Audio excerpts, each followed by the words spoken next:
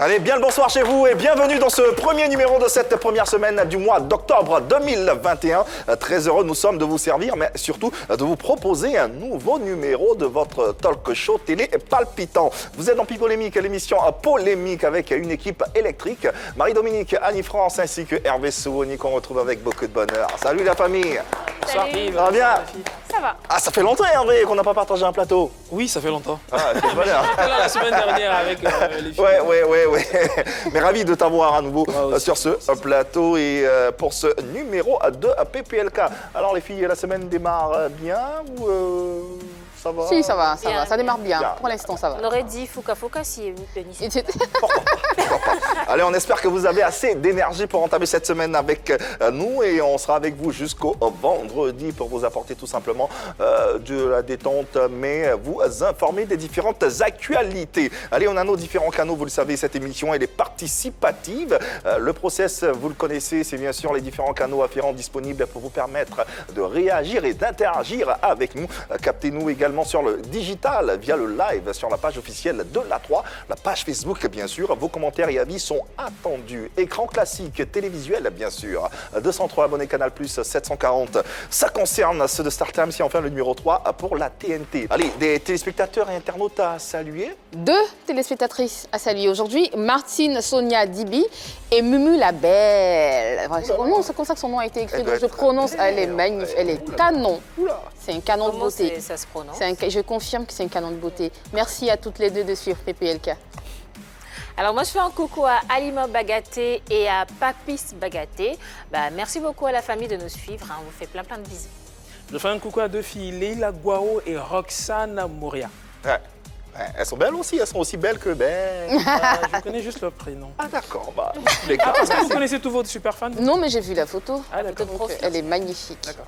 Merci d'être présent et de suivre cette émission. Allez, ce soir, une belle affiche entre lettres et des mots issus d'une obstination circonflexe. Au sommaire de ce numéro de PPLK. Parce que nous avons le souci de vous mettre au parfum des news de vos people, PPLK remet le couvert avec Bédel juste après PPLK Parodie. Notre invité se livrera à nos polémistes maison à travers des échanges. La question Modia, ce système qui marche, sera de la partie. A tout de suite. Aujourd'hui, nous parlons de la dislocation du groupe Force One. Les enfants de Marcory se séparent et c'est Bédel, producteur manager du dit groupe, qui monte au créneau. Comment on en arrive à cette situation après plus d'une vingtaine d'années de collaboration? Là où les raisons de la dislocation du groupe, buzz ou réalité, on en saura davantage sur la séparation des enfants de Marcory, le groupe Force One, juste après cette émission. En attendant, c'est le serveur qui suit qui plante le décor. Kofi Amani Sébastien, Major, et Conan Adizara Jean-Marie Noël, JM, deux jeunes garçons venus de Boaké, forment au début des années 2000 le groupe Force One. Grâce à leur talent et leur volonté de réussir, ils mènent avec un succès certain leur carrière. Ils parcourent la Côte d'Ivoire, l'Afrique, le monde, distillant leur musique faite de couleurs ivoiriennes et d'ingrédients d'ailleurs. Le tout dans un mixage parfait. C'est donc avec stupeur que les mélomanes et le monde du showbiz ont appris la dislocation du groupe. Les raisons de ce divorce, Bédel, le producteur-manager de l'ex-groupe Force One, tentera de nous les donner dans quelques minutes.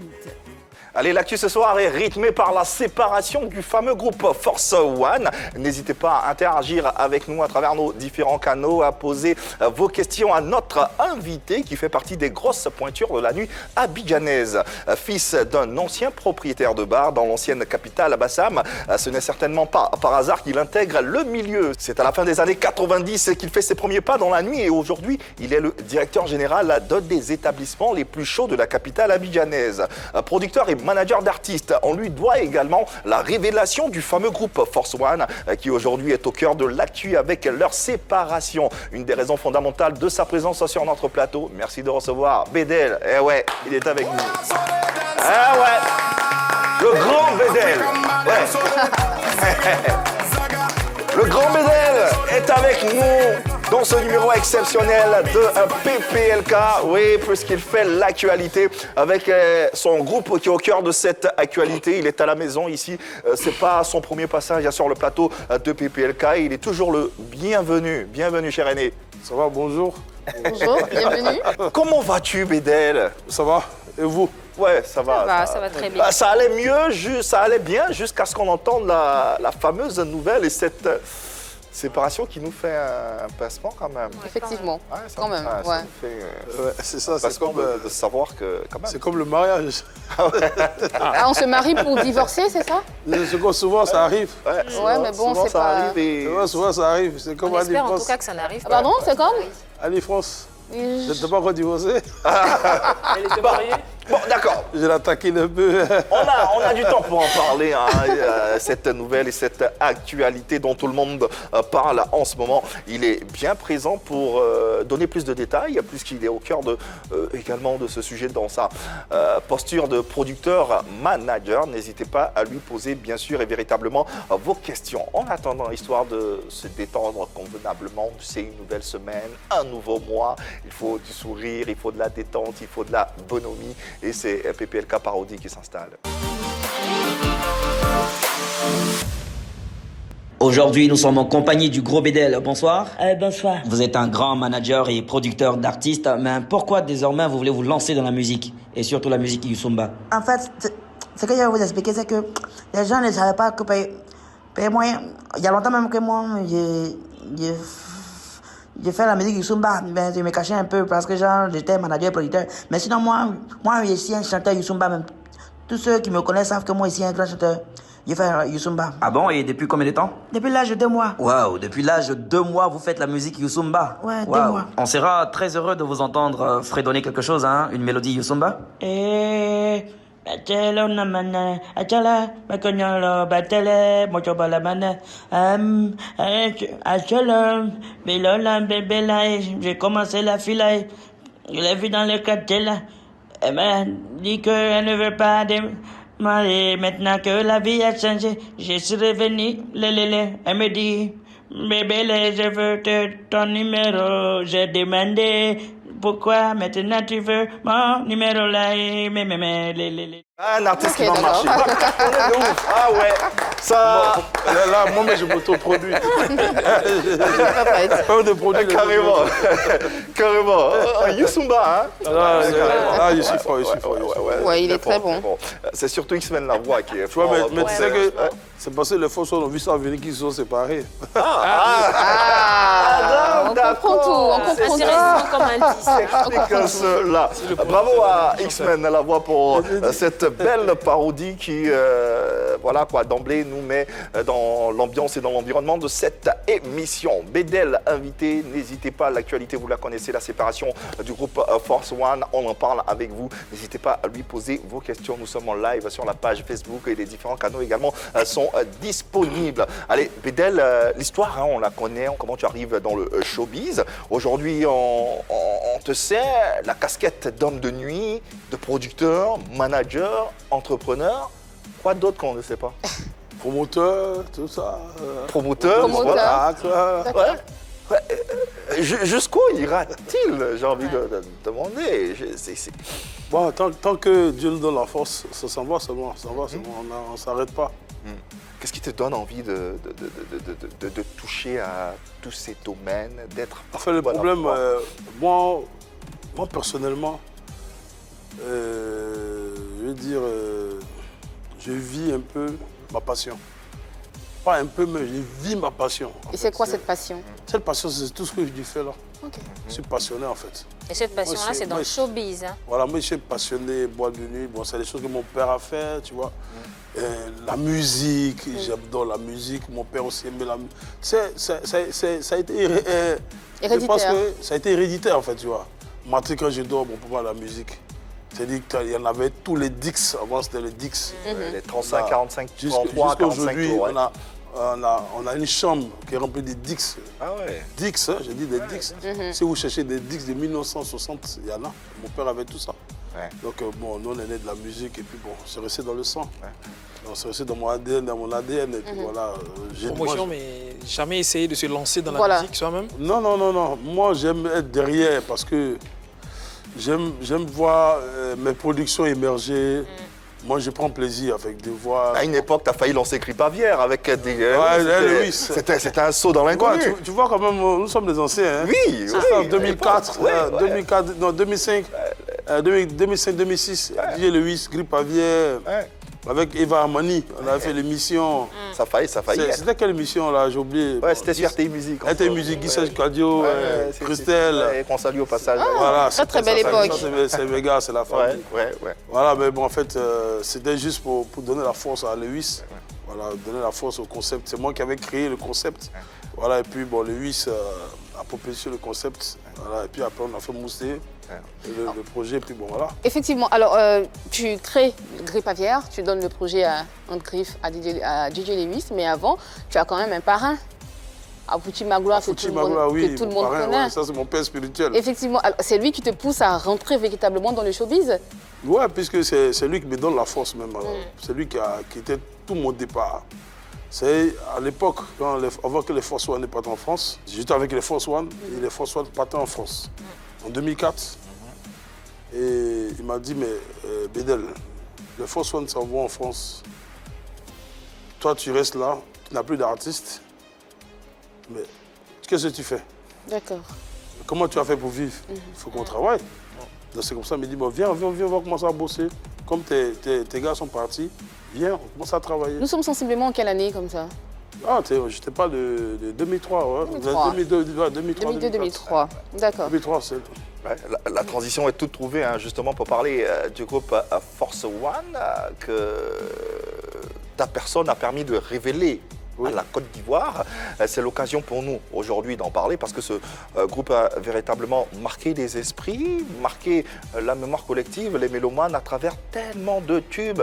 Number One, Rosé, Cholet, Baby Mary, Follow, Migo, Snappé, Afrodab, Maloya, Génération. Vous n'êtes pas vous. Mais c'est incroyable. Salamandre aussi. Voilà, Salamandre, oui. Depuis cette époque. C'est dans Salamandre qu'ils sont partis en France. Justement. C'est moi qui manageais. Oui. Et aujourd'hui, malheureusement, le groupe s'entre-déchire ou se sépare. Dans tous les cas, on connaîtra les tenants et les aboutissants de cette affaire. Parlons du groupe Force One un peu plus en détail. Le groupe Force One, c'est un groupe musical qui formait un duo que tout le monde connaît, qui était composé de 2 personnes, dont JM, Jean-Marie Conan, Major Goldman, qui est Sébastien Amani. Force One, quand même, c'est les enfants de la télé. C'est ça.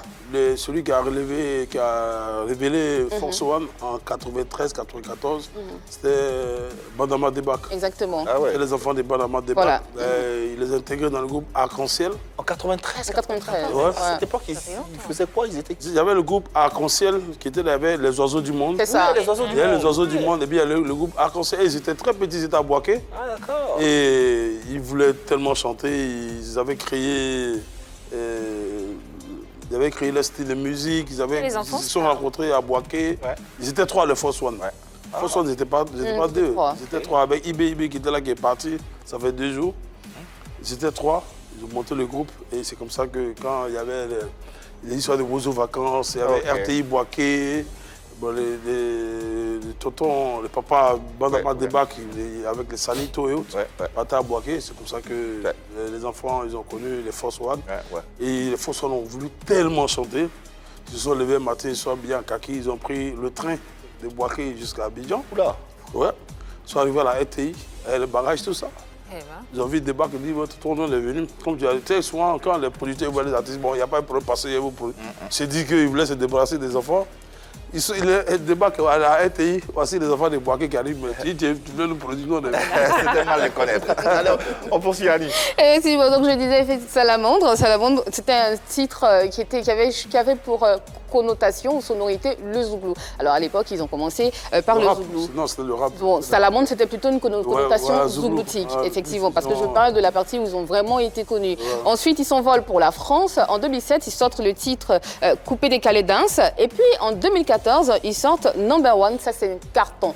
carton total. Alors, ils sont appréciés par les mélomanes, ils sont appréciés par tous ceux qui aiment la bonne musique, mais cette fois-ci, c'est de l'afrobeat qu'ils font, et du dancehall, et aussi du coupé décalé quand même. Ils sont choisis par le duo, par les deux membres que forment Force One. Donc, ici, s'en suivent d'autres succès, dont Yves vient de parler tout à l'heure, Number One, Osé, Cholet, Vous n'êtes pas vous, Snappé, Afrodab, Maloya, enfin voilà, tout ce que vous connaissez, je ne peux pas tous les citer ici. Mais malheureusement, Yves, Bédel, le groupe se disloque. On l'apprend en septembre que le groupe, après avoir fait le bonheur des mélomanes ivoiriens, le bonheur de tous ceux qui aiment la bonne musique, le groupe se disloque et c'est l'occasion, merci Yves, d'en parler aujourd'hui. Allez, on en parle dans quelques instants. En attendant, revenons en images, bien sûr, sur les différents moments de ce groupe à travers ce magnifique spicilège. Eh ouais, malheureusement, on ne dira plus. Voici le groupe Force One. Je lis un peu de regret sur déception, même sur le visage de... Non, mais en fait, c'est pas une déception, mais je suis très heureux de voir toutes ces œuvres-là que j'ai fait, j'ai donné aux Ivoiriens, parce que quand je vois ça, c'est mon sang, tu vois. C'est de la fierté. Ouais, je suis fier. Moi, j'ai investi sur le groupe. Et je ne regrette pas parce que ça fait plaisir à des gens qui ont pris plaisir à écouter le groupe. Justement, on en parle. Un florilège de tubes qui restera dans les annales de la musique urbaine ivoirienne et même africaine. Commençons par le début. Comment tu rencontres, tu fais connaissance de ce groupe? J'ai connu le Force One en 94. 94. Oula! En 94, en fait, à l'époque, j'étais enfant de cœur. Et lead vocal Goldman, qui aujourd'hui Yamani, était dans le groupe Arc-en-Ciel. Et à chaque fois, son petit frère Désiré, comme c'était mon petit à l'église qu'il était enfant de cœur, c'est nos petits. Donc à chaque fois qu'il vient, il vient rapper, il dit mon grand frère c'était chanteur, le groupe Arc-en-Ciel. Donc à chaque fois il dit on quitte la c'est quel grand frère qui chante. Un jour ça coïncidait, c'était le mercredi, à l'époque le mercredi, bon, on ne va pas à l'école à l'après-midi, donc on va à l'église pour faire des répétitions sur l'hôtel, tout ça. Et après on est sorti, on allait dans un kiosque, il y avait Awané qui passait. Ouais, il y avait Awané et les Force One passaient. Il dit ouais, voilà mon grand frère. Il dit ah ouais, mais c'est bien tout ça. Effectivement, donc quand Goldman est arrivé, à ce moment on était à Bassam, on était à la plage. À c'était toujours Force One? Non, c'était un truc Yolande, c'était Yolande qui... Non, eux-mêmes. C'était quoi le nom? Non, c'était pas Force One. J'étais encore dans Arc-en-Ciel. On s'appelait Arc-en-Ciel. Voilà, ok, d'accord. On s'appelait Arc-en-Ciel. Ok. Studio 302, Bandama Débat. Tout à fait. Donc, l'autre arrive et il y avait à la plage. Bon, l'autre arrivé, il ne sait pas qu'il était là. J'étais là, j'ai dit, bon, je vais à la plage. J'arrive à la plage, je vois Désiré, qui est son frère, le chanteur qui est arrivé. Donc, il a couru, il dit, ah, bon, bah, ça m'appelle Noël. On m'appelait Bédier. Bédier. C'était mon surnom, Bédier. On m'appelait Bédier parce que quand il partait à l'école, il aimait tellement bien m'habiller. On m'appelait Petit Bédier. Donc, c'était comme ça qu'on m'appelait. Donc, c'est Bédier qui devient Bédel. Demande à Salfo, il sait. Ok. On a l'information. Ouais, même à Salfo, si à Salfo, on m'appelait Bédier, c'est comme ça. Depuis, j'étais petit. Donc, à la plage. À la plage, je m'appelle Bédier. Ouais, mon frère. Il est arrivé, donc il est salué, il dit c'est comment mon gars. Puis bon, on fait connaissance. Et moi, j'aimais tellement la musique. Et lui, moi, on devient amis là. Bon, il dit, bon, le soir, qu'est-ce que tu fais? Bon, il est arrivé, tellement moi, je voulais la voir comme mon gars. Il dit, bon, je vais le chercher. Il fallait que je vienne lui présenter l'artiste qui passait à Wané. Il faut que j'arrive à l'Ocodrome lui le soir, montrer à mes amis, dire que voici mon nouveau gars. Je dois lui prendre le point, mon gars. Tu vois, donc c'est comme ça que j'arrive à l'Ocodrome au quartier. Tout le monde on dit, mais ouais, c'est qu'ils sont passés à Wané la dernière fois. Et ça, c'est l'habit de Bédel, tout ça là. Donc moi, déjà, j'ai déjà verrouillé tout le quartier pour dire que c'est mon gars. C'est le management même.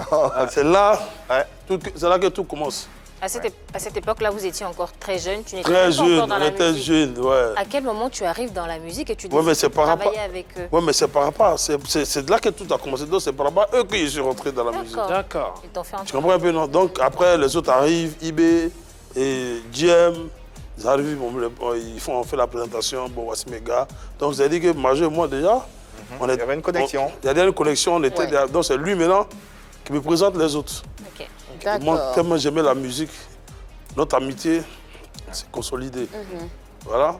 Et tout est parti de là. Tout est parti de là. Toujours avec le groupe Force One, tu décides de les produire, d'en faire un groupe. À quel moment tu te dis, on va être professionnel, on va commencer à signer des contrats, on va travailler vraiment en bonne moi, équipe? je les ai tellement pris comme des frères. D'accord. Des sangs.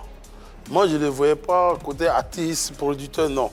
Moi, c'était mes amis, des galères, on était ensemble, on s'est soudés, on évolue ensemble.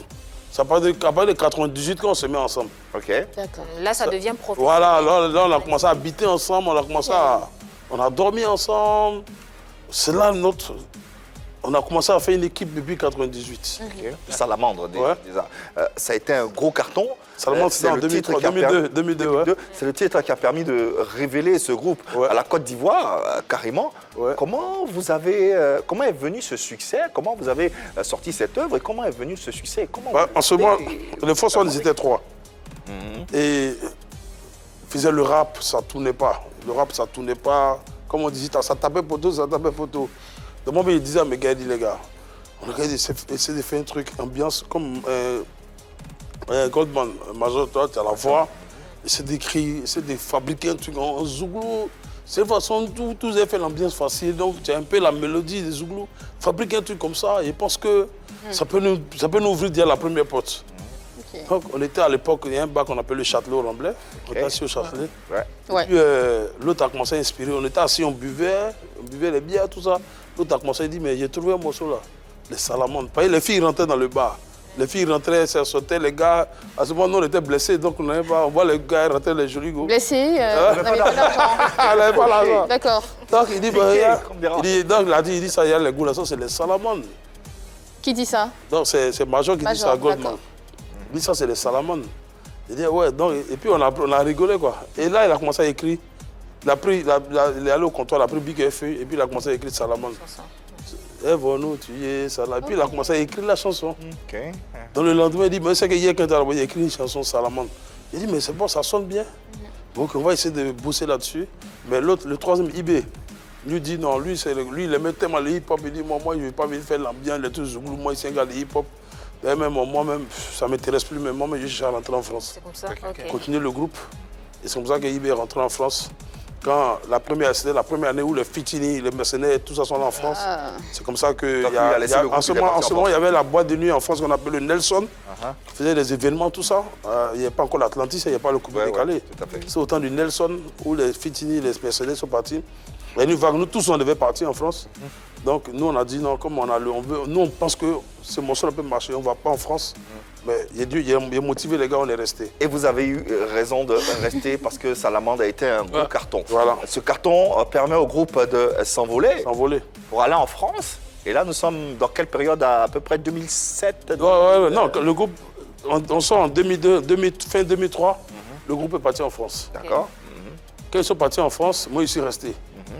Donc, quand je suis resté, arrivé là-bas, il est parti vous venir. Un mois après, il dit, mais les gars, c'est que voilà, dit Jono, viens. Finalement, ils sont restés 10 ans. Ils sont restés 10 ans, ils ont signé même. Mais quand il reste en France, il dit, mais les gars, c'est comme on l'a dit, bon, on va essayer un peu, voir. Mais c'est là qu'ils ont eu des dates à Londres. Les bises étaient finies, il fallait déchirer pour partir. Donc il dit, bon, que les gars, allez-y, essayez, si c'est bon. De toute façon, moi, je suis là, si c'est bon, venez me chercher. Moi, je suis là, moi, je vous attends, si c'est bon, venez me chercher. Donc ils ont essayé, après. Ils ont connu des blancs qui faisaient du dance floor, un peu dans le style de Magic, tout ça. Coupé décalé dance, tout ça, avec un label. Ouais, qui les permet de vivre un peu, se débrouiller un peu. Après, maintenant, ça commence à être chaud. Après, il dit à mes gars, mais venez de temps en temps. Donc, quand j'ai eu les papiers, j'ai commencé à venir, venez voir. Moi, ils me battaient encore, ils étaient dans mes grouillements, Donc, je me battais. Et Dieu merci, les choses ont commencé à aller. Donc, quand j'ai eu ma boîte, j'étais propriétaire de ma boîte, il dit, bon les gars, on était ensemble, on s'est battus ensemble. Aujourd'hui, Dieu a tourné vers moi, tout est bon. Donc vous n'êtes pas resté en France, il faut que vous rentrez Et maintenant, c'est moi, je vous produis maintenant. D'accord. Et en 2014, donc, number one. Voilà ça, bim. C'est là, il dit bon. Boum et bim à la fois, carrément. Moi, maintenant, j'ai la force. C'est moi qui va vous rendre star maintenant, c'est plus les autres. Votre ami, c'est moi, je vais vous mettre au sommet. À ce moment-là, tu étais producteur et manager ou seulement producteur? J'étais producteur et manager. À partir de 2014. Non, quand je produis Force One. Voilà. Donc je le produis et je le manage. Ouais. De l'amitié à la production, au management des artistes, justement, à cette époque-là, vous signez des contrats en bonne et due forme? Non, je ne signais même pas des dans la contrats. famille? Je ne signais pas des contrats. Mais comment ça se passait? Je ne signais pas des contrats, c'était vraiment frère. C'était frère. Ouais. Donc tu basais tout sur la confiance. Sous la confiance. Et comment donc se faisait la répartition des gains? La répartition, c'était comme je voulais aider mes amis. Tu vois un peu? Normalement, quand ils font une production, parce que c'est moi qui mets l'argent, ils investissent rien. Ils investissent leur talent. Voilà, ils investissent que leur talent. Donc normalement, moi j'ai 50% et les deux ont 50%. D'accord. Normalement. Normalement. Mais dans votre parce que cas. moi, je suis le producteur. Mais dans votre cas, oui. Voilà, c'est moi qui mets l'argent. Parce que mettre l'argent, mettre 10 millions, 15 millions dans un titre, c'est pas facile. C'est ce qui s'est passé. Donc, tu avais 50%, ils avaient. Voilà. Non, normalement, oui, hein? je dois avoir 50 et ils ont 50. Et dans votre cas. Et moi, ils prennent mes 50, puisque c'est moi qui investis et ils ne mettent rien. Si, ouais. Moi, je dois avoir mes 50 et j'enlève. Normalement, ça c'est normalement. Dans les deux partagent 25. D'accord. Je dis, bon, comme je fais ça pour pouvoir vous aider, vous qui êtes mes amis, on ne va pas faire 50-50. On va partager, on va diviser l'argent en 3. D'accord. C'est-à-dire que si on a 3 millions, vous avez 1 million, 1 million. Si on a 6 millions, on a 2 millions. Or, pourtant, si demain il y a une production, c'est moi encore qui vais aller l'argent pour investir. D'accord. Tu vois? Donc, vous voyez, excusez-moi, vous voyez que c'était vraiment l'amitié. Avec le cœur. Avec le cœur. Et je fais combien de titres, tout ce que vous avez écouté, Cholet, tout. Tout ça, j'ai partagé l'argent justement de façon équitable. C'est-à-dire que c'est moi qui étais le perdant. Ouais.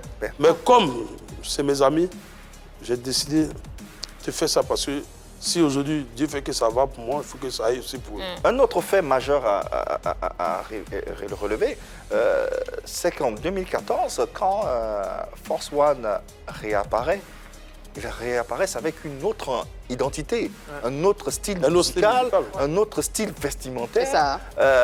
C'est un Force One revisité qu'on redécouvre. On a même l'impression qu'ils sont revenus un peu au rap, avec les tenues, avec les chaînes. Même si je ne me trompe pas. Mais le nom n'est pas, le nom est resté. Non, Force One. Non, pas R. C'est à cause de l'avion américain, on dit R, Force One. Alors, tout ça, on se dit que ça avait également un coût. Ça fait partie de ce budget-là, de se réinventer également. Ça nécessite des... Oui, mais ça nécessite beaucoup de choses parce qu'en fait, le créateur du style chez les Force One, c'est Major Yamani qui dit bon, on arrive, voilà ce qu'on fait, voilà le style, voilà comment on se met. J'ai dit ok, le style est bon. Parce qu'à chaque fois quand il venait, il me dit bon, la musique a changé. Parce que Yamani, lui, Major, bon, on va arriver encore aussi, Yamani après, mais on pas de Major. Major, c'est ça. Major, lui, il est très avant-gardiste ici des choses. Il dit, bon, tu sais, aujourd'hui, voici la prochaine musique qui va marcher dans le monde, c'est l'afrobeat. Donc moi, ça fait, depuis que je suis en France, je ne suis pas trop dehors, mais j'ai pris tout mon temps en train de bosser ce concept et c'est ce qui va marcher. Donc moi, j'ai tosé l'afrobeat et on va travailler sur l'afrobeat. C'est comme ça qu'ils reviennent avec Number One. Et j'ai dit, bon, quand j'ai écouté, il dit, c'est bon. J'ai demandé, mais c'est quel arrangeur qui vous intéressait? On dit, bon, depuis Paris, nous, on entendait parler d'un jeune qui s'appelle Shadow Chris. Shadow Chris, on sentait vraiment le jeune. Donc, contacte-le, et puis, bon, nous, on va bosser avec lui. C'est comme ça qu'on contacte Shadow et on démarre Number One. Alors, justement, à t'entendre parler, tu es très, très proche de Major. Donc, ce qui veut dire que Major, c'était vraiment le lead naturel du groupe. Oui. Donc, c'est celui que tu écoutais le plus. Non, puisque les deux prenaient toujours... Oui, mais tu dis qu'il était avant-gardiste. Oui, quand je dis il écoutait, parce que quand tu dis quelque chose que tout le monde adhère, c'est là, il y a toujours une personne qui trouve une idée, et puis les autres suivent. La réponse est dans ta question, tu as dit le leader naturel. Ah ouais, bon. J'aimerais savoir une chose. Force One a été connu avec le Zouglou, ça a bien marché. Tu n'as pas eu peur que leur public les désavoue en changeant carrément? Non, moi j'ai pas peur parce que quand je sens, si je sens, je dis, si je sens, c'est que ça peut marcher. Si je ne sens pas, c'est que je ne sens pas. Et là, tu as senti? J'ai senti. Et voilà, c'est comme ça que j'ai décidé d'investir là-dessus. Voilà quoi. Toi qui es au cœur de ces deux garçons, au cœur de ce groupe, qu'est-ce qui a pu susciter une... Avant que les deux me se séparent, moi j'étais déjà séparé le groupe. Hein. Ah, d'accord. Mais tu sais, moi je ne suis pas quelqu'un... Mais séparé de quelle façon avec le groupe? Non, je ne travaille plus à Force One, ça va dans près de 3 ans. Pourquoi? Ah bon, Oui, je ne travaille plus avec. Pourquoi? Parce qu'après, moi on n'avait plus la même vision. Demain. Mais je n'en parlais pas. J'ai laissé les gars tourner. Parlons-en. Et puis bon, après... Alors, quelle était cette vision sur laquelle vous ne vous entendiez pas? La vision, c'est que quoi? Moi, j'investis sur le groupe. D'accord. Parce que je voulais mettre le groupe à un niveau.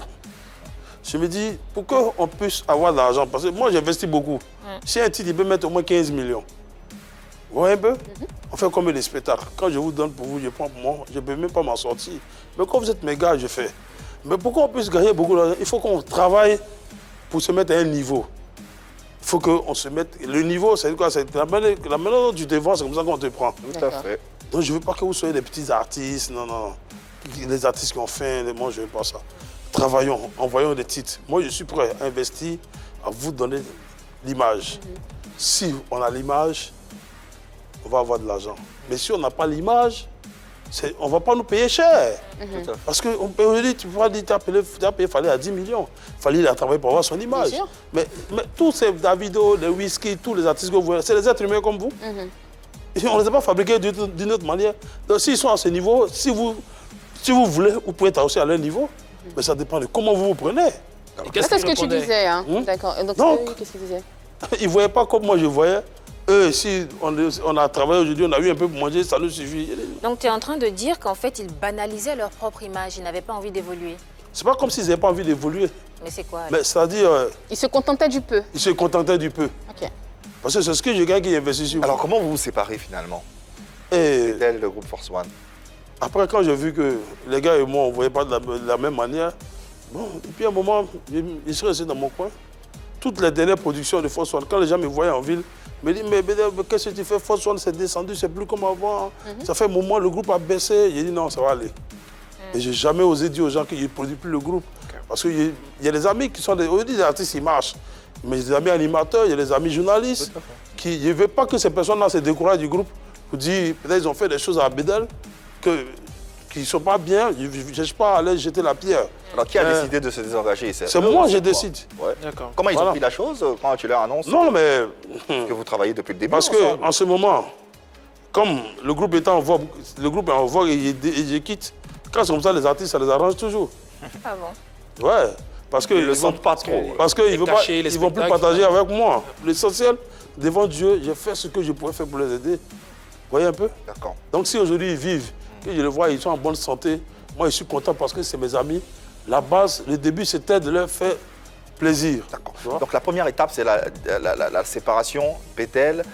Force One d'abord. Ok. Marie-Dominique. Ensuite, il y a eu la séparation du groupe Force One. Du groupe moi, ce que j'aimerais savoir, c'est, est-ce que tu parlais du groupe, tu as dit que l'autre, il était le lead normal, naturel. Est-ce qu'il n'écrasait pas trop l'autre aussi? Est-ce que l'autre ne se sentait pas un peu frustré? La preuve, quand vous voyez les Force One, qui est le plus timide des deux groupes, du groupe, c'est le lead vocal qui est toujours calme, qui n'a jamais parlé.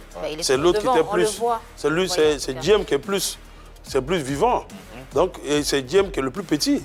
C'est Major qui est le plus grand. Mais tu ne vas jamais savoir ce que c'est Major qui est l'aîné du groupe. Mais quand ils sont sur un plateau, Major lui donne le plein droit de parler, il s'exprime. Voilà, il n'a jamais frustré. Donc, c'était ça. Pourquoi donc ils ne se séparent? Non, ils ne se séparent parce que, arrivé à un moment donné, peut-être qu'ils n'avaient plus la même vision. Et ils ont décidé ensemble. Moi, je n'étais pas là quand ils se séparaient. Tu n'avais plus de contact avec eux pour savoir pourquoi ils se séparaient? Non, si, il y a des contacts, toujours, on se parle. Ça dit notre séparation, c'est pas pour dire que c'était la guerre. Si, je comprends, vous n'avez plus la même vision. On peut s'asseoir, on peut manger ensemble. Oui, mais je ne les produis plus. Oui. J'ai décidé de ne plus investir sur ce qui est Force One. Tu n'es plus producteur, mais tu restes leur ami. J'ai dit que le label Force One, je ne produis plus Force One. Ça, on entend, mais tu demeures au cœur quand même de leur vie intime, si je peux me permettre. Oui, la vie intime. Donc forcément, tu sais ce qui s'y passe. Tu sais comment les deux, quel rapport ils ont. Après, les deux, ils voyagent, ils font le gombo, ils se partagent. Mais souvent, je les regardais de loin. Mais qu'est-ce qu'ils te disent quant à leur rapport? C'est-à-dire, tu les connais depuis tout petit d'ailleurs. Qu'est-ce qu'ils se disent? Qu'est-ce qu'ils te disent tous les deux vis-à-vis de leur rapport personnel? Oh, mais ils ne m'ont jamais dit quelque chose de contraire. C'est 2 fois qu'ils sont jamais rien constaté non plus. D'accord. À moins que tu ne sois à la base de la séparation. Parce que moi, je fais une petite lecture. Alors, il produit Force One, ok, et à un moment donné, il en a marre parce que l'équipe, sinon le groupe, n'arrive pas à évoluer comme il veut. Il faut savoir aussi quand il les produisait, il se partageait l'argent à 3. Aujourd'hui, il a envie d'évoluer avec, on sait aujourd'hui qui est-ce qu'il produit. Et est-ce que c'est pas Bédel même qui fait une proposition à un en disant sépare-toi de l'autre, je me concentre sur toi? Donc, on va récapituler. Est-ce que c'est pas Bédel qui demande à Major, hey, laisse ton frère, viens, il te produit. Comme ça fait 50-50. On fait 50, il fait 75-25. Tu sais, les Force One que vous voyez là, tous ceux qui connaissent les Force One, les deux sont toujours ensemble. Ah, mais voilà, Audi sont séparés. On ne peut jamais voir un sans voir l'autre. Audi, on verra un sans l'autre. Depuis plus de 20 ans, combien d'années on les connaît? 93. Depuis, on ne voit pas un sans voir l'autre.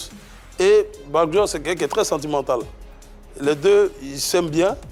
Et après, quand les deux se séparent, moi, c'est difficile pour moi de dire aux deux, séparez-vous. C'est même pas possible. Oui, c'est peut-être difficile pour toi, mais vous êtes frères. Je peux même pas leur dire séparez-vous. Depuis 1993, ça fait 27 ans. 27 ans. Que vous connaissez, Bédel. Tu sais plus ou moins pourquoi ils se sont séparés. Mais les deux sont bien placés pour vous expliquer. Mais tu es sur ce plateau, tu étais producteur, tu leur as dit. fait cette proposition à Major? Sépare-toi de JM. Non, je ne peux pas le faire la proposition, c'est pas possible, c'est pas un enfant. D'accord. Major, c'est l'aîné du groupe. Mais selon toi, avec autant d'années passées au sein de ce groupe, avec les connaissances que tu as des deux personnes, selon toi, comment tu peux expliquer cette séparation? En fait, Major, depuis plusieurs moments, il avait souvent une autre vision des choses côté musical. Vous voyez un peu? Il y a longtemps, il voulait s'exprimer aussi. Et moi, il me le disait souvent. Il a envie d'être seul sur un album, voir ce que lui peut donner. Il te le disait déjà à toi? Ouais, si, il me disait. D'accord. Et moi, je connais sa force. Et Major, le rendement qu'il donne là, sur les albums de Force One, sur les titres, c'est pas le rendement même de l'artiste. En quoi est-ce que JM peut l'empêcher d'avoir un rendement assez large? Non, mais en fait, le problème, tu sais, je sais que arrivé un moment, le gars a besoin de s'exprimer. Il a envie de travailler sur un album solo. Donc ce que tu es en train de dire, c'est que l'autre l'empêchait de s'exprimer, il le ralentissait. Je pense qu'il y a, je pense qu'il y a ce côté-là qui existe. Donc c'était lui le maillon faible alors? Je pense qu'il y a ce côté-là qui existe. Mais ce n'est pas beaucoup de problèmes. Il y a ce côté-là. C'est que c'est ce côté qui a ramené tout ça. D'accord. Parce que Major, au-delà de ça, il travaille beaucoup seul, souvent. Donc souvent, même, il y a des choses qui me faisaient écouter, tout ça. Il dit, ouais, mais... D'accord, ok.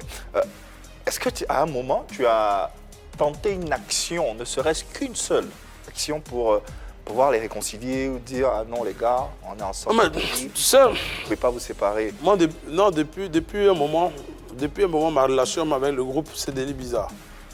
Ouais. Ouais, puis ma relation avec le groupe, c'est devenu bizarre. Donc, je ne cherchais plus à savoir ce que les gars faisaient. Moi, c'est Major m'appelle. Avant d'aller à Paris, c'est à Paris que les deux sont parlés. C'est dit qu'il faut qu'on essaie d'évoluer un peu solo. Un peu solo, voir ce que ça a donné. Major est venu me voir et me dit, ah, j'ai vu qu'il y a eu un moment où il a traversé un peu des moments un peu difficiles. Malgré que je ne produisais plus le groupe, mais souvent il venait me voir pour des services, je rendais des services. Et il m'a dit, j'ai envie de faire un projet, mais est-ce que tu pourras m'aider dans le projet? Il m'a dit, c'est quel projet? Il m'a dit, voilà. Il dit, mais... Voilà quoi. Il m'a expliqué son projet. Projet solo, projet d'album solo. Projet d'album solo, il m'a expliqué son projet, tout ça. Est-ce que JM était informé? Mais s'ils sont séparés, ils ne sont pas séparés pour dire... Avant qu'il te parle, est-ce qu'il a parlé de ça à JM? Là, je ne sais pas. Là, je ne sais pas. Tu es beaucoup plus proche de Major que JM, on dirait. Oui, puisque je suis beaucoup proche de lui. Parce qu'au-delà de ça, depuis le début. Au-delà de ça, c'est mon ami, c'est quelqu'un que j'aime beaucoup. Tu vois? C'est pareil pour JM aussi. C'est vrai, chacun a son comportement. Mais si j'ai investi sur le groupe, c'est parce que je les aime bien. Ouais. Il a plus de filiation avec Major. Avec Major, pardon. On constate finalement la séparation du groupe Force One et la naissance d'un nouvel artiste nommé bien sûr Ya Amani. Ya Amani, c'est bien sûr Major, transfuge du groupe Force One. Et Ya Amani entame une carrière solo produite par Bédel, que je suis. Allez donc, Major Goldman, transfuge du groupe Force One qui devient aujourd'hui Ya Amani à travers un titre qui va bien sûr être en promotion et que vous allez découvrir ici et maintenant dans PPLK et sûr en exclusivité. Amisora, à l'instant de Ya Amani, c'est le nom que vous devez désormais retenir. C'était bien sûr Major dans le groupe Force One. Aujourd'hui, c'est Ya Amani qui entame une carrière solo à travers ce premier extrait, ce premier écrin qu'on vient de vous proposer. Alors, Bédel est à la baguette technique, on va dire, de ce projet. Bon, qu'en pense, la première question que moi j'ai envie de te poser, c'est qu'en pense JM? Ouais, mais JM, il va préparer aussi son titre. Ah. Ouais. Tu vas le produire? Non, c'est pas moi qui le produis. C'est nouvelle? Ouais, il va bien. Oui, d'accord. Côté projet? Ça fait un moment quand même, on ne se voit pas. Voilà, il sera produit, lui, en solo également, mais pas par toi. Non, pas par moi. Tu connais son producteur? Je ne connais pas son producteur. D'accord, mais qu'est-ce qu'il en pense? Est-ce que tu l'as eu au téléphone? Est-ce qu'il... Les impressions, mais son avis. Ça fait plusieurs mois, on ne s'est pas eu au téléphone. Hein. Plusieurs mois? Plusieurs mois. Oui. On ne s'est pas eu au téléphone. Donc tu ne sais pas ce qu'il en pense? Voilà, je sais qu'il est... Avant même la sortie du single de Ya Amani, ils étaient ensemble, ils ont joué à Boaké. Le lendemain, le titre de Ya Amani sortait. D'accord. Donc, les deux se sont parlé, en fait. Qu'est-ce qu'il devient dans tout ça? Il devient quoi? Ouais, mais... Il a dit qu'il sera produit, il sera produit. Il va sortir. Sa carrière va continuer. Il va sortir aussi ses titres. Il va sortir ses titres. Mais pas produit par toi. C'est vrai, pas produit par moi. C'est vrai qu'aujourd'hui, l'atmosphère, c'est un peu lourd même entre les deux. Voilà, c'est plus... Ah, mais justement, raison pour la question, ce qu'il en pense. C'est plus comme avant. Ouais, je le sens, mais moi, je me dis que... Voilà, mais ça va s'arranger. Arriver un moment quand ils vont vraiment s'envoler, ils vont commencer à prendre la force. Ils vont comprendre qu'arriver un moment de la vie, il fallait que ça arrive. Okay. Il est important de mentionner qu'on a tenté d'avoir JM au téléphone, qui est à Abidjan présentement, mais malheureusement, on a essayé sans succès d'avoir sa version des faits, mais malheureusement, on n'a pas pu l'avoir au téléphone. Ya Amani, lui, quant à lui, se trouve à Paris. On aura bien sûr l'occasion. Ils vont venir. Quand il va revenir, sa version et de les avoir sur ce plateau. Quand il va venir, il sera sur le plateau, il va s'expliquer. En attendant, parlons-en sur ce plateau avec vous, bien sûr. Que pensez-vous de la décision de Bédel de produire l'un des membres de ce groupe, en l'occurrence Ya Amani? Pensez quoi? C'est pas bien. C'est pas bien. c'est pas bien. Décision franchement inopportune en ce qui me concerne. Sincèrement, plus de 20 ans que vous connaissez tous les trois, vous formez un trio et aujourd'hui le groupe se disloque et tu décides de produire qu'un seul d'entre eux. Moi je trouve que c'est inopportun et puis rien ne prouve que ce single va cartonner parce qu'on a vu des personnes ici qui ont évolué en groupe, se sont séparés de ce groupe-là et finalement qui ont fait des flops, qui n'ont pas fait le carton escompté. Je vais prendre l'exemple de Salopard. Il y a eu deux leads, il y avait Soumbil et Bloco. On a vu la carrière de Bloco qui est en Dancy. On voit Soumbil qui rayonne, qui est partout à tous les festivals. On a vu la harpe de David à l'époque qui était ici, qui était partout, elle brillait sur scène. Ça peut être l'exception. Bon, ça peut être l'exception, mais moi je pense que... Dadjoubi Aboutal. D'accord, ok. Dis-moi. Moi je pense que c'est vrai. Je te donne un point là, mais en ce qui concerne Force One, je mets ma main au feu. Je donne pas ma langue au chat. Une fois n'est pas coutume. Bah forcément, une fois n'est pas coutume. Moi, je te donne les exemples. Je te donne des exemples qui me parlent pour l'instant. Je donne des exemples qui me parlent. Alors, je vais dire, c'est vrai, on le dit très souvent, seul on va vite. Je pense à deux, on va plus loin. Donc je pense que quelque part. Il aurait dû les laisser évoluer ensemble parce que pour moi, franchement, cette décision est très importante. Mais quand il les laissait évoluer, je ne les ai pas séparés. Non, tu ne les as pas séparés, mais tu décides de produire un seul contre l'autre. Je ne les ai pas séparés. Moi, j'assume ce que je fais. Je sais. J'assume ce que je fais. Je comprends. Ya Amani, il m'a présenté son projet Attends, produire un artiste, c'est ce que je mets beaucoup d'argent. Écoute. Vas-y, écoutez, fini. Pour faire le clip que vous voyez là, on a pris l'avion, on allait tourner le clip au Cameroun. Parce qu'il y a une image qu'on voulait. On a payé les billets d'avion, on a dormi, tout ça, on a fait un séjour. Tu sais, quand j'ai comptabilisé ce que ça fait, je ne suis pas fou pour jeter mon argent. Hein. Donc quand je le fais parce que ça peut être bon aussi pour la Côte d'Ivoire. Aujourd'hui, quand il m'a présenté son projet, j'ai vu que dans ce style musical que vous avez écouté tout à l'heure, là, quand tu regardes aujourd'hui le style musical, il n'y a pas d'artiste qui joue comme ça en Côte d'Ivoire en ce moment. Tout le monde, c'est pas le coupé décalé, Zouglou, mais l'afrobeat. Aujourd'hui, quand vous êtes sur Internet, souvent les Ivoiriens ils critiquent. Ouais, mais vous jouez dans les bars, on voit les Davido, les whisky qui remplissent Arena. Mais les whisky là, ils remplissent Arena, vous pensez qu'ils remplissent comment? Mais ils prennent, c'est la musique africaine qu'ils ont propulsée aujourd'hui, qui est l'afrobeat. Mais ils chantent, ils mettent du Yoruba sur l'afrobeat. Quand ils chantent, Yamani ils chantent en baoulé, sur de l'afrobeat.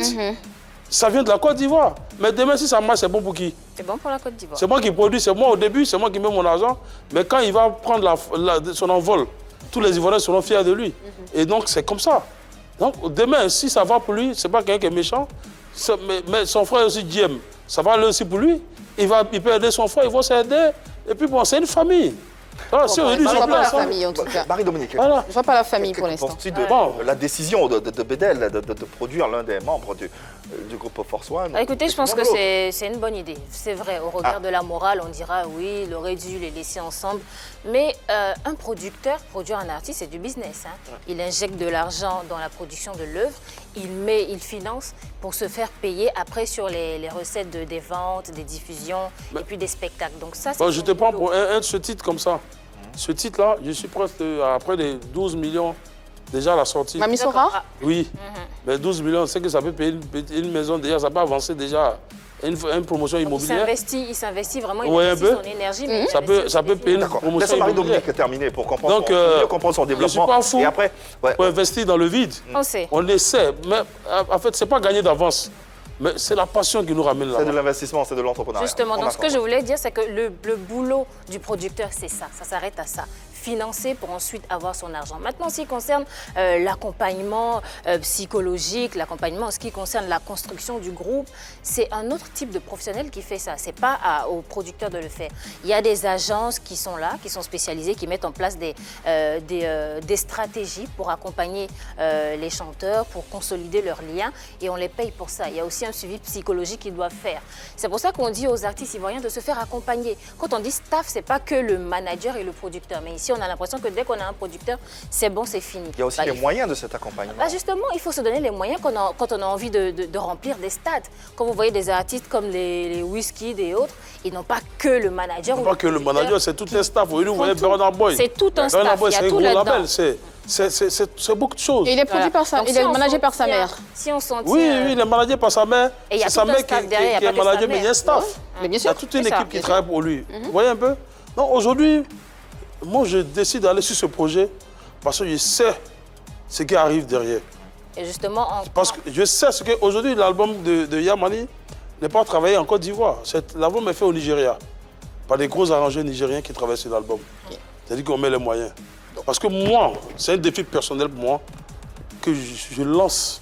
Je dis aux Ivoiriens, moi, je vais prendre un artiste ivoirien, le mettre à un niveau. Même s'il n'est pas au niveau des Wizkid, mais il va aller un peu vers eux. Termine rapidement. Rapidement pour dire que c'est du business. Donc quand le groupe se disloque, il y a un manque à gagner parce que justement, lui gagne de l'argent sur le groupe. Donc s'il se rend compte qu'avec un des membres du groupe, qui est le lead vocal, qui est très en vue, qui a des projets, qui a une vision assez claire de ce qu'il veut faire, bah, il y va, il défend ses intérêts. D'accord. Si tu permets, rapidement, moi je plus ou moins sors du débat parce qu'il dit quelque chose depuis le début de son argumentation. Il dit que, par exemple, ils font de l'afrobeat, il fait arranger la musique, sinon l'album par des Nigériens. J'ai l'impression qu'il croit plus à l'afrobeat qu'à la musique qu'on fait en Côte d'Ivoire. Et ça dit que tes confrères... Voilà, on sort carrément du débat. On sort carrément du débat. Même si on sort... Mais attends, au-delà de tout ça, on parle de la musique. Ouais. C'est vrai, on parle de séparation, tout ça, mais en même temps, c'est la musique qui nous ramène ici. Donc s'il y a des points qu'on peut rajouter dans nos décisions, il faut qu'on rajoute. Aujourd'hui, quand tu vois l'afrobeat, devant le coupé décalé, devant plusieurs musiques, c'est quelle musique qui a eu les grands 1000 awards? C'est l'afrobeat. C'est Burna Boy. Aujourd'hui, tu vois, même les Américains, les Beyoncé, tout ça aujourd'hui reviennent en Afrique rechercher des trucs.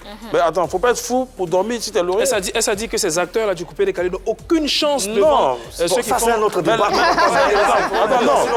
Le coupé décalé, le rythme musical du coupé décalé, s'il reste dans ce même rythme, ça ne peut pas aller aux États-Unis. Alors, pour l'instant, ça reste local. C'est ce que je voulais entendre. Non, ça reste local. Si on n'en a pas invité un pour son dernier projet. Bon, voilà. Donc, ça, je mets quiconque au défi. C'est plus ou moins ce que je Si la musique n'est pas travaillée, que ça reste dans ce style musical, ça va rester toujours une musique locale. Allez, à la question suivante. Que pensez-vous de la décision de Budel de produire un des membres du groupe Force One? Différents avis ont été donnés sur ce plateau. À vous, bien sûr, de vous faire le vôtre. À présent, passons à la dernière séquence de cette émission. La question à Modia qui s'installe aisément, j'ai envie de dire.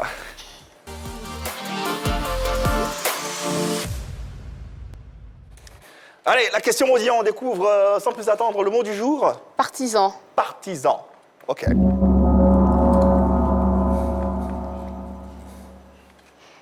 Bédel, tu étais le père, le manager et à un moment donné, le producteur de Force One. Et en même temps que nous apprenons la dislocation du groupe, il nous revient que tu as produit l'un des membres majors qui s'appelle aujourd'hui Yamani et qui a sorti Mamisoura. Le père qui devient un partisan. Ne penses-tu pas avoir failli?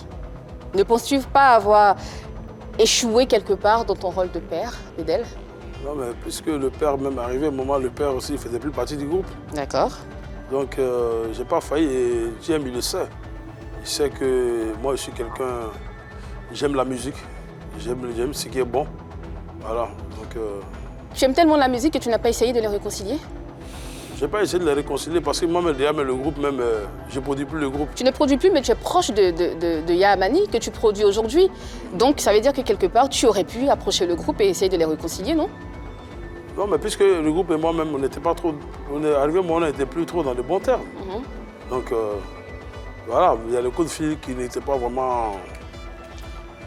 qui passait plus. Quand tu dis le groupe, tu tiens compte des deux membres que formait Force One, c'est-à-dire JM et Major. D'accord. Tu le disais en début d'émission, depuis 1993, vous vous connaissez, donc si on compte, ça fait 27 ans. Alors, excuse-moi, mais Bédel, tu ne penses pas que quelque part, c'est une trahison de ta part de privilégier Major au détriment de JM? C'est pas une trahison. Je sais que quand je venais sur ce plateau, vous allez me poser cette question, je m'attendais à ça. Mais ma conscience est tranquille. Je n'ai pas trahi quelqu'un. Moi, le contraire, aujourd'hui, si vous parlez de sur ce plateau, c'est parce que j'ai été là. Donc, je n'ai pas trahi quelqu'un. Alors, quelque chose m'intrigue quand même. Tu es plus proche de Major que de JM. Je répète la question. Est-ce que tu as approché Major à un moment donné pour prendre son pouls, pour comprendre un peu ses motivations et pour savoir ce qu'il pensait de tout ceci? Mais je pense que le jour que Major sera sur le plateau, il vous dira. Non, on n'a pas besoin d'attendre. Tu es sur ce plateau, Bédel. Je profite de l'occasion. Je ne parle pas à sa place. Non, tu ne parles pas à sa place, mais est-ce que tu l'appelais ou pas, en fait? C'était ça la question. Je réponds aux questions que vous me posez. Est-ce que tu l'appelais ou pas?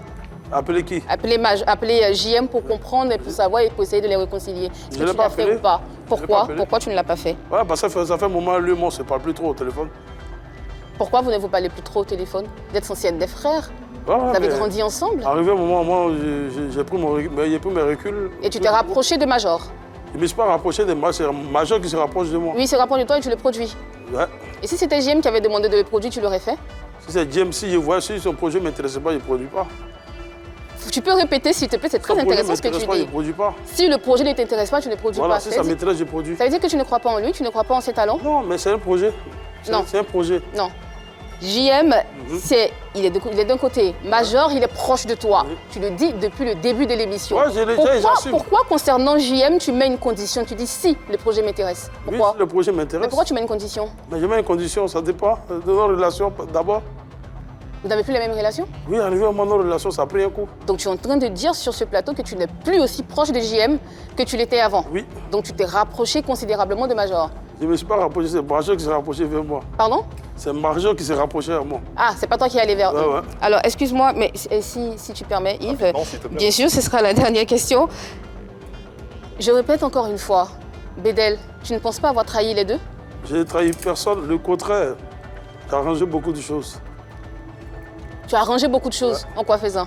En produisant Yamani. En quoi tu l'as arrangé? Je l'ai arrangé, ça c'est personnel. Et ils savent. Qu'est-ce que tu lui reproches à JM? JM, on a eu un problème de reconnaissance. De reconnaissance? Ça veut dire quoi? Arrivé un moment, j'ai trouvé qu'il n'a pas été reconnaissant avec moi. C'est ça le fond du problème. Merci Yves. Merci infiniment. Les questions ont été posées, les réponses ont été données. À vous de vous faire, bien sûr, votre avis quant aux différentes questions qui ont été posées sur ce plateau. Bédel, merci infiniment d'être passé par ici. Nous, ce qu'on retient, c'est la Côte d'Ivoire musicale à travers ces talents qu'on continuera de promouvoir. S'il y a un qui sort du lot, on sera là pour le soutenir, pour le porter. JM aura également une carrière solo. On espère également quand ça va, tout va bien se passer. On sera là également pour le soutenir parce que c'est un acteur culturel ivoirien, un talent ivoirien qu'on aime beaucoup. Dans tous les cas, c'est la Côte d'Ivoire culturelle musicale qui gagne. Le mot de fin de... Je vous remercie de m'inviter sur le plateau. Je pense qu'aujourd'hui, la Côte d'Ivoire sera très heureuse d'avoir un peu quelques mots quand même au sujet de Force One. Voilà, donc je demeure toujours Bédel et j'assume ce que je fais. Et voilà, et je veux sortir quelque chose pour donner aux Ivoiriens. Parce que Yamani, ça sera la vallée sud, ça sera la vallée sud de la Côte d'Ivoire. Et il faut le suivre, je demande à tout le monde de le suivre beaucoup parce que ce qui arrive derrière, c'est plus gros. La nouvelle étoile montante de la musique urbaine ivoirienne, Yamani, un nom que vous devez assurément retenir et porter bien sûr dans vos différentes playlists. C'est la Côte d'Ivoire qui sera gagnante de cette situation. Merci infiniment Bédel. Merci puis... à Somme Junior, à l'équipe de Pile Polémique. Bon. Annie, tu m'as pas attaqué. Dis-lui merci aussi. Ma petite chérie, là. Mon petit beau gosse. Je prends toujours plaisir à partager votre émission. Oui, et nous également. Voilà, et puis à toute l'équipe, on est ensemble comme jamais. Et on se reverra très bientôt. De toute façon, les artistes viendront sur le plateau ici. Et ils vont s'expliquer ici. Reviens très vite, Bédel. Au cœur de notre actualité ce soir, la dislocation du groupe Force One. On en a parlé, on continuera d'en parler. C'est ça aussi, la Côte d'Ivoire qui sait dialoguer, qui sait communiquer, qui sait avoir des points de vue et qui sait finalement s'entendre. Merci infiniment de nous avoir suivis. Merci à l'équipe Jour, Annie France. Merci Marie-Dominique, merci infiniment, merci Hervé Souoni, et merci à vous téléspectateurs de nous avoir suivis en ce début de semaine. On vous souhaite une belle semaine dans l'allégresse la plus totale. On sera encore avec vous mardi, mercredi, jeudi et vendredi. D'ici là, n'oubliez pas d'avoir de l'amour dans vos vies et dans vos cœurs. Et vous le savez, il n'y a que de l'amour par ici, mais que le début.